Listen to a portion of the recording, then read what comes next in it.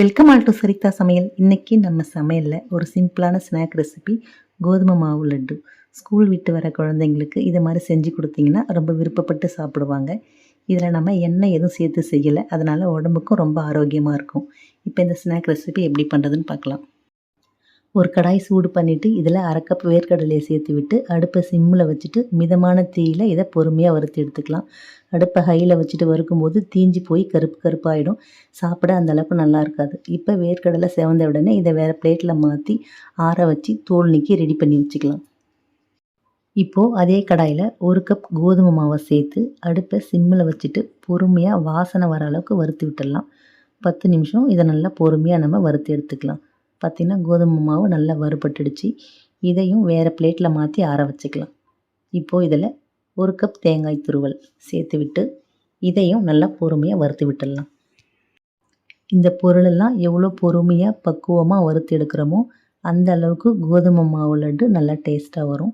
இப்போ பார்த்திங்கன்னா தேங்காயும் நல்லா வாசனை வர அளவுக்கு வறுத்து எடுத்தாச்சு. இப்போது அடுப்பை ஆஃப் பண்ணிவிட்டு இதை ஆற வச்சிடலாம். இதிலேருந்து 2 ஸ்பூன் நம்ம தனியாக தேங்காய் துருவலை எடுத்து வச்சுக்கலாம். கடைசியாக நம்ம உருண்டை பிடிக்கும்போது இந்த தேங்காய் துருவல் தேவைப்படும்.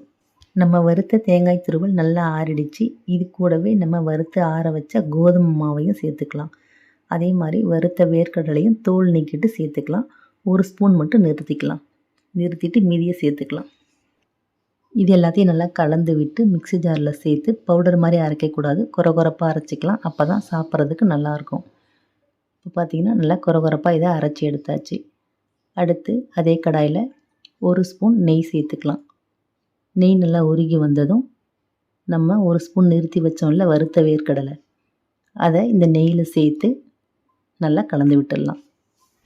இந்த வேர்க்கடலை எதுக்குன்னு பார்த்தீங்கன்னா நம்ம லட்டு சாப்பிடும்போது அங்கங்கே வாயில் கடிப்படும், சாப்பிட நல்லா டேஸ்ட்டாக இருக்கும். இப்போ 2 நிமிஷம் நெய்யில் நல்லா வறுத்ததுக்கப்புறம் இதில் பார்த்திங்கன்னா அரை கப் வெல்லம் சேர்த்துக்கலாம்.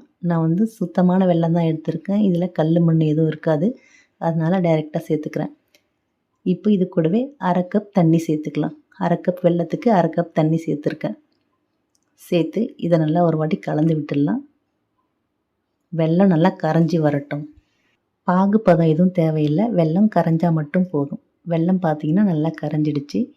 இப்போ இது கூடவே பார்த்திங்கன்னா கொஞ்சமாக ஏலக்காய் பொடி சேர்த்துக்கலாம். சேர்த்துட்டு ஒரு பிஞ்சளவு உப்பு சேர்த்துக்கலாம். சேர்த்து ஒரு வாட்டி நல்லா கலந்து விட்டு அடுப்பை ஆஃப் பண்ணிக்கலாம். அடுப்பை ஆஃப் பண்ணிவிட்டு நம்ம கோதுமை மாவு தேங்காய் வேர்க்கடலாம் சேர்த்து அரைச்சி வச்ச மாவை இதில் சேர்த்துக்கலாம். சேர்த்துட்டு நல்லா இதை கலந்து விட்டுடலாம். நம்ம எடுத்துக்கிட்ட வெல்லம் தண்ணியோட அளவு எல்லாமே கரெக்டாக இருந்தது. நம்ம இது கொஞ்சம் நிறைய செஞ்சு கூட ஒரு 2-3 நாள் வச்சு சாப்பிட்லாம். குழந்தைங்கள்லேருந்து பெரியவங்க வரைக்கும் எல்லாருமே நல்லா விரும்பி சாப்பிடுவாங்க. அந்த அளவுக்கு இந்த லட்டு ரொம்பவே டேஸ்ட்டாக இருக்கும். அவ்வளோதான், நல்லா கலந்து விட்டாச்சு. இப்போ இது ஒரு பிளேட்டில் மாற்றி நல்லா ஆற வச்சிடலாம். ஆறினதுக்கப்புறம் உருண்டை பிடிச்சிக்கலாம். பார்த்திங்கன்னா நல்லா ஆறிடுச்சு. இப்போ நமக்கு எந்த சைஸில் லட்டு தேவையோ அந்த சைஸில் உருண்டை பிடிச்சிக்கலாம்.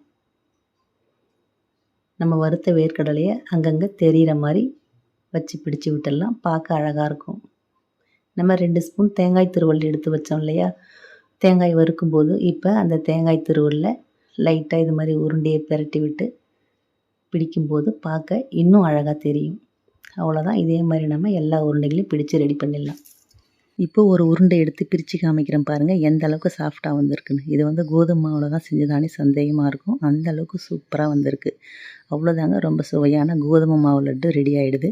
வீடியோ பிடிச்சிருந்தால் லைக் பண்ணி ஷேர் பண்ணி கமெண்ட் பண்ணுங்கள். என்னோடய மற்ற வீடியோஸ்லாம் பார்க்கணுன்னு நினச்சிங்கன்னா சரிதா சமையலுக்கு சப்ஸ்கிரைப் பண்ணுங்கள். தேங்க்யூ.